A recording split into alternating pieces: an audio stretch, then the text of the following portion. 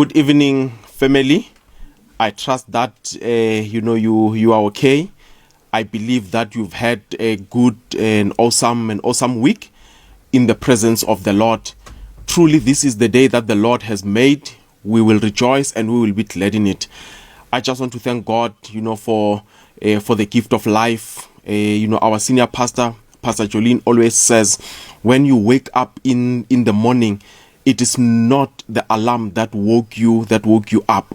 If you take the alarm and you were to take it and put it at the graveside, and then it rings, none of the people there will wake up. When we are awake, when we are alive, we should not take this for granted. It is a gift of God. Even in this new season, He has given us life, and this also continues to say to us that truly our God has got a great and amazing plan with our lives. I want to take this time and just welcome you to this session tonight. MTW family, thank you so much for tuning in. All our Facebook and our YouTube, followers, thank you so much. The new family that we have made over there. I nearly said over the years, because COVID feels like it's been around for a long time. We've been in lockdown for a long time, but it's only been a few months, and God has been good. In the process, we have made new family, and we trust that they've been blessed all along, even as every one of us has been blessed, and we continue to grow together in serving the Lord. We continue to grow together in the knowledge of God, even Jesus Christ as our Lord and Savior. I want to take this time also and acknowledge our General Overseer, Pastor Strike, and also our Senior Pastor, Pastor Joylene. We've learned a lot from them, and we continue to learn a lot from them. On Sunday, Pastor Joylene ministered on title. The title of her message was "What do you have?" And one of the things that she labored on, or she was hammering on, was that we need to work. And Pastor Strike and Pastor Joylene have been excellent examples in this area. They have ensured that we continue to work. And they've seen, they have led. By example, they have been working throughout this whole lockdown. They have been working. If you had seen the studio that we are recording in, if you had seen it from when we were starting, and you see it now, even as I'm doing this recording right now, you'll realize that there's a lot of work that has gone into it. And if you were to come here, those who have been here, it is Pastor Strike and Pastor Joylene who have been working on it. They will say, we need this to happen, this needs to be done, this needs to be done. And don't think that they are just sending people around all over the place. No, Pastor Strike will wake up and drive to Joburg and all over this place, knowing that I need this, I need that. Truly, they've been working, and we truly thank God for them. We are learning a lot, and Pastor Joylene, having emphasized on this in her message on Sunday, to say that there is work that needs to be done. It's a new season, but this is a season where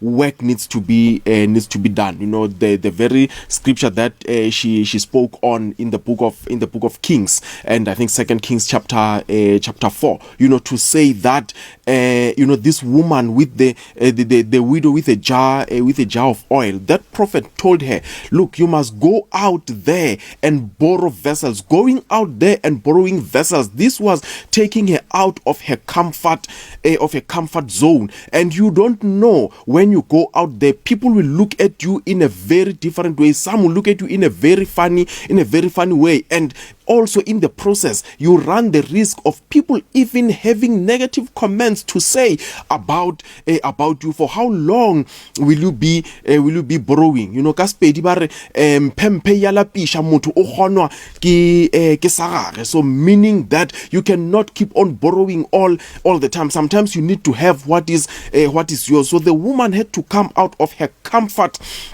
a comfort zone in order for her to go out there and meet those community members from whom she had to borrow those vessels. Some might not have been her neighbors, some might not even have been friends, some it might not have been even people that she used to talk to, but now she needed to go out there and then borrow from them. So this says that she was stretched, even as Pastor Jolene gave an example with a rubber band, to say for it to go very far, it must be stretched. This is one of the things that she has always been saying over the years, and we always remember her for this very example, to say that truly we are going to be stretched. She will be addressing us as a church and she'll be saying, "Manna, you are going to be stretched like this rubber band, but when you are stretched, is so that you can go very far." So that woman was stretched. And also, even when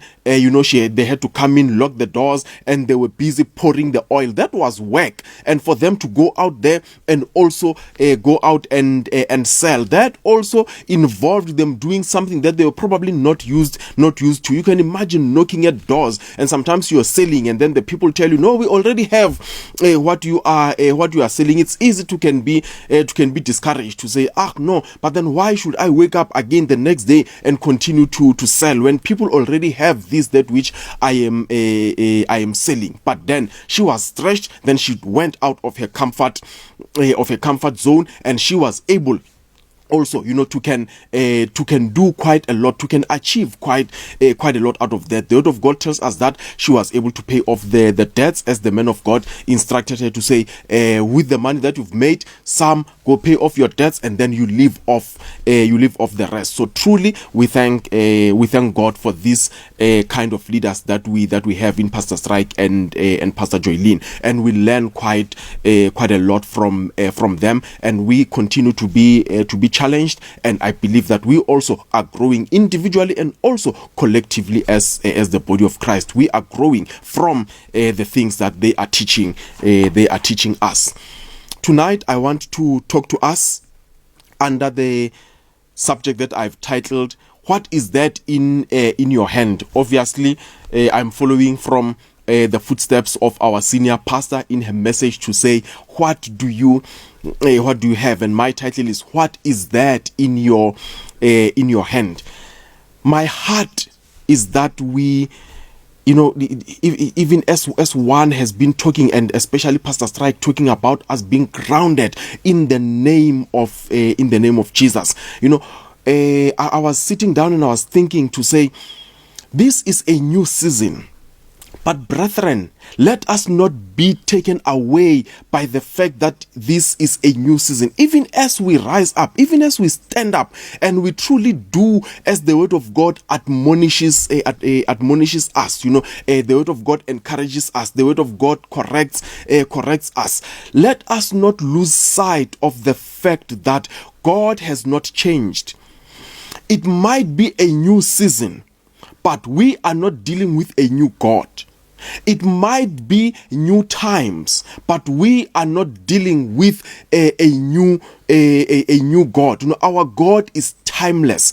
Our God is beyond seasons. The season is new, but the word of God tells us in the book of Malachi, chapter 3, he says, "I am the Lord, I change not. I am the Lord, I do not change." Hebrews chapter 13 verse 8 says to us, Jesus Christ, the same yesterday, today, and forever. Brethren, let us not be taken by the new season. Even in this new season, let us remain grounded. Even in this new season, even as we begin to do, the things that, when God keeps on bringing new ideas unto us. The word of God says he gives us ideas to create wealth. When this widow with a jar of oil went to the man of God, and the man of God told her what to do, it was so that she could create wealth and get out of debt. When we are out of debt, when we have built the new houses, when we have bought the new cars, when we've built and established new families, or even our old families are very strong. Those of us who already have families, by new families, I'm talking about those, the person has just gotten married now, or they are about to get married, and all those. Let us not think that when the circumstances in our lives change, God has changed. No, God does not change. He says, I am the Lord, I change not. I am the Lord, I do not change. He is the same yesterday, today, and forevermore. Let us not lose sight of that. Let us not lose focus of that. This is very important, because these are times, when we are going to be exploding with a lot of wealth. I mean, this woman overnight, she had a lot of oil. This was something that happened just overnight. So it's very easy can be taken away from when you are experiencing that kind of that kind of wealth. Pastor Strike always says, some people will be saying, no, money has changed the person. Pastor Strike says, money does not change the person. Money just reveals who you are. Money just brings forth who you are. There are many of us who act like we are humble, because basically we are not humble. We are simply poor. We don't have money. But when the day the person has access to money, they change everything. Pastor Strike says the person will change their wife, the person will change jobs and all these other things, and even change children. Will be saying, this is my ex-wife and these are my ex-children, because of the wealth that they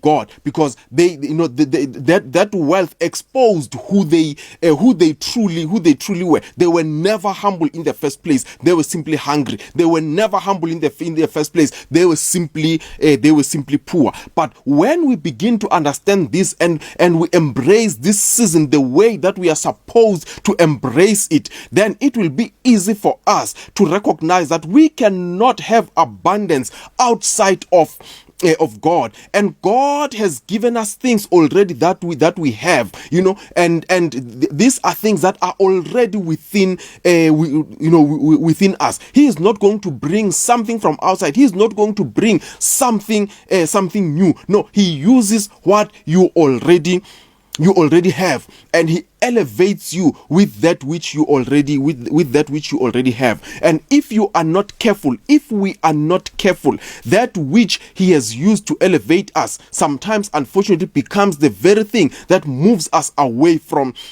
him. I want to emphasize, one cannot emphasize enough, brethren, let us remain grounded. God is going to release a lot of wealth. The economy needs to be rebuilt. We are going to be in the forefront of rebuilding the economy. But if we are not careful, you've got a few billion rands in your accounts, not even a few billion rands, just a few million rands. Then your life is so messed up with that blessing that God has given unto you, if you do not remain rooted. I'm reminded right now, even I've not even began to read the scriptures that I intended to read. In her message on Sunday, Pastor Jolene spoke about Isaac, when God said to Isaac, don't be taken away by these things. Don't go all over the place. Isaac, remain where you are. Remain in Gerar and sow there and plant there, and you will reap from there. Unfortunately, with many of us, when things begin to work for us, we want to move all over the place. You move provinces, you move houses, you move this, you move that. Remain grounded, remain rooted in him, and you will see, you will be established, and you will grow even more, and you will be able to bear even more fruit, because when you are under his hands, when you are in his hands, the word of God says, he says, Jesus Christ says, I am the vine, and you are you are the branches. You remain in me, and you will bear much fruit. Outside of him, you will not bear much fruit. And you will see, even when the vine has has got a lot of grapes on it, and you cut it from that. And you cut those branches from that vine, and they move out with those grapes. Wherever they are going, they will no longer bear fruit. They might be having fruit, but they have lost all the potential for them to bear fruit in the future. In fact, being cut off from the vine immediately signals their death. So let us be aware of that, brethren. There is no ways in which we can be successful, we can be prosperous outside of him. Let us not allow the enemy to deceive us. I want us to read the book of Exodus chapter 4.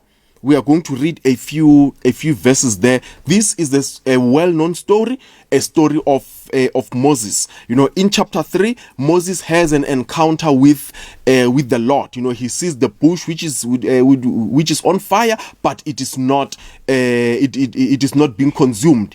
There is fire there, but the bush is not being consumed. So Moses sees that, and then he approaches that burning tree, and God says to him, Moses, this is a holy place. Take off your sandals. And then they begin to have a conversation. They begin to have an engagement with the Lord. God says to him, Moses, I'm sending you to Egypt. I want you to go and set free my children. Even as I'm saying this, I want us also to understand this very key thing, to say, when our lives begin to change, brethren, it is not so that only our lives can change. No, God uses that which he has already laid in us. God uses that which he has already given unto us, so that we may be able to impact other people's lives as well. Even as our lives begin to change, even as our lives begin to improve, none of these are so that we can benefit alone. When we begin to move into business and our businesses are growing, we are employers. We have created jobs. We are boosting the economy. That's what we end up doing. So even the things that we do, let us see them from that perspective, to say that the word of God says, do your work as unto the Lord. Even as we will be running our businesses, even as we will be running whatever ideas which God gives to us, let us do them as unto the Lord. So Moses has had this conversation with God. God says, I want you to go to Egypt and go and stand before Pharaoh, and then set my people free. Go and tell Pharaoh to let my people go. So we are picking it from chapter 4, verse 1. Then Moses answered and said, but suppose they will not believe me or listen to my voice. Suppose they say, the Lord has not appeared to you. Moses was saying to God, what if I go to the children of Israel, I stand before them, and they say to me, you did not send me. They say to me, they don't know who you are. What am I going to say to them? In the chapter preceding this one, Moses spoke about his stuttering and all of these other things. So God kept on trying to say, I made your mouth, I make all of these other things, the ears, and all of those. Do you think I will struggle, or I'll have difficulties in enabling you to be able to stand before Pharaoh and be able to communicate such that he's able to hear you and does what I've sent you to do? Verse 2. So the Lord said to him, what is that in your hand? This is where I took the title of my message from. He said, a rod. Brethren, the woman with the jar of oil, when Pastor Joylene was ministering, that woman said, I've got a little jar. That was just a simple thing which had no value to her. And you can understand to say that when we begin to deal with God, indeed, as Pastor Jolene kept on emphasizing, to say we are dealing with a God who specializes in impossibilities. God takes the useless things and he makes them valuable. God takes those things which are despised, sometimes even despised by ourselves, and then he makes great things out of them. You'll remember even David. David came from the back end when Samuel went to anoint him, and he had called all the family members. Jesse put out his best sons, and when he put out his best sons, and God kept on saying, this is not the one. You people, you have got a tendency of just looking at the outside. Mina, as God, I look at the inside. What I'm interested in is what is on the inside. And many of us, we will be shocked to find that which God has in store for us, it's the very thing that we have pushed to the back end. It's the very thing that we don't think anything good can come out of it. Even when I think it was Philip who said, can anything good come out of Nazareth, when they told him that they have found the Messiah, they have found the Christ, and he was from Nazareth. He asked, can anything good come out of Nazareth? Moses also is being asked that same question. Moses, what is that in your hand? This could be the same question that God is asking you. What is that in your hand? What do you have? What is that you have with you, or that you have on you? And he said, a rod. Brethren, this rod that Moses was talking about, this was not a fresh rod. Moses was not talking about something that he had just cut from the tree. No, if you remember very well, I think it's the book of Numbers, when God said that the children of Israel must bring their rods, and Aaron also brought his own rod, and overnight the rod of Aaron budded. This was a dead stick. This was something that had died. Some of you, the rod, it's dreams that had died a long time ago. God says, what is it that you have in your hand? And even as you listen, you have been listening to Pastor Jolene's message, and I would encourage you, if you are not part of it, to get it. And you are listening to this one, and you've been listening to all the other messages. Brethren, sometimes for some of us, it might be the time to go and dust off the rods the dreams that we have pegged long time ago, to say this will never materialize, because God asked Moses, what is that in your hand? This was something that was dead. And you also realize one other thing, that God uses something that you cannot take I don't want to say pride, but it's something that you cannot come back and claim that when you were wise, that when you were able to do this. God uses something that even you'll be able to know that this was beyond me. Moses knew that this rod was dead. This stick was dead. There was no life in this in this stick that he had. It had it was dead. And sometimes I think when he was going around, sometimes he'll just be beating on the grass and just plucking out, maybe sometimes throwing it on the beds and some of these other things. He would use it maybe to even beat some of the sheep and all and all that. It was just an ordinary stick, a dead wood, a dead piece of wood. God says, and he said, this is God, cast it on the ground.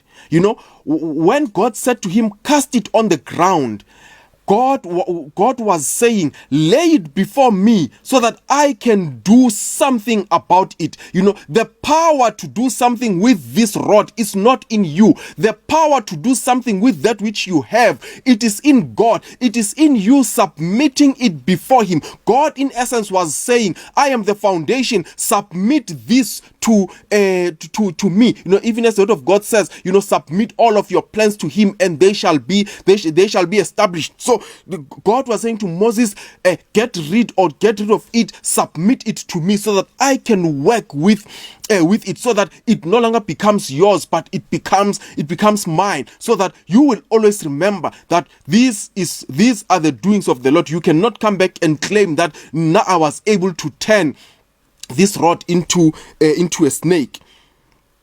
So he cast it on the ground, and it became a serpent, and Moses fled from it. Then the Lord said to Moses, reach out your hand and take it by the tail. And he reached out his hand and caught it, and it became a rod in his hand again. So God was saying to him, Moses, I am able to do exceedingly abundantly and above all that you could ever think or ask. But the one thing that I want you to do is to submit this very thing that is dead in your hand.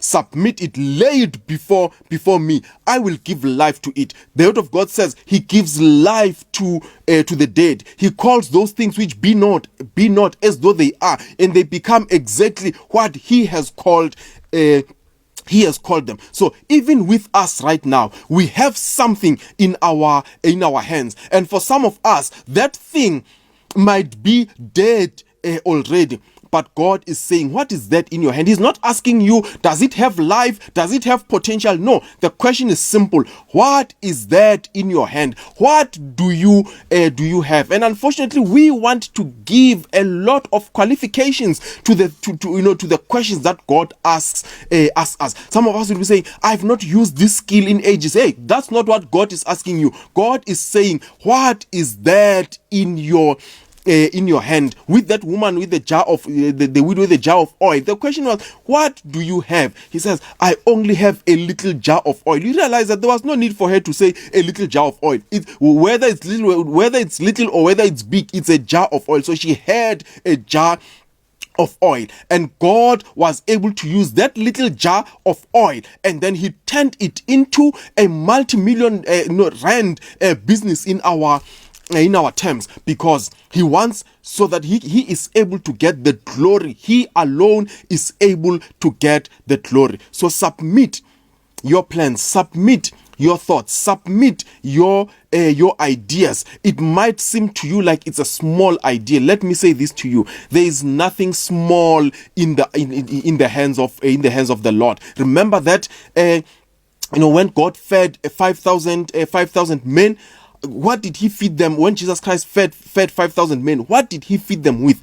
2 fish and 5 loaves, which that lad had when they were in that gathering. But were there not 12 baskets which were gathered afterwards? So what is that in your hand? What is that you have to let go of and allow God to use on your behalf in this particular season?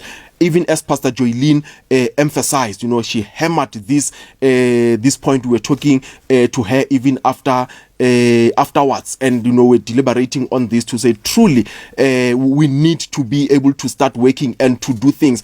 Gone are the days, when as children of God will just sit and think that prayer will avail a lot of things for us, whilst we are sitting and doing absolutely nothing. Jesus Christ said, my Father is working, and I also am working. As I see my Father working, I also am working. So we need to take this principle and understand that nothing will come with us sitting down. Moses threw that rod down, but he had to be the one to pick it up. God did not pick it up on his behalf. When he grabbed it by the tail, God did not pick it up for him. You realize that there's some work which he needed to do himself, or some work which he needed to do on his own, without God doing it for him. So it means that many of us will have to go out and even take out those overalls that we had put aside a long time ago, because this new season, as much as it's a new season, it's a season for us to work.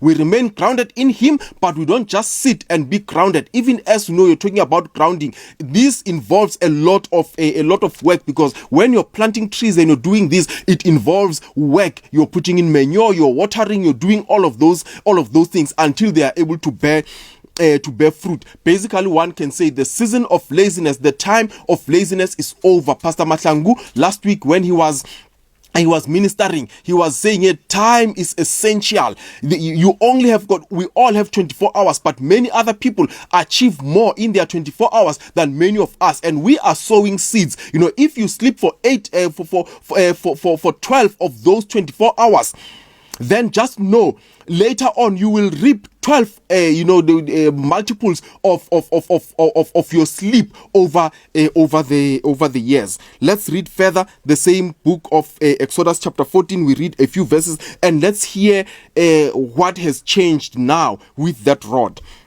So Moses went and returned to Jethro, his father-in-law, and said to him, "Please let me go and return to my brethren who are in Egypt and see whether they are still alive."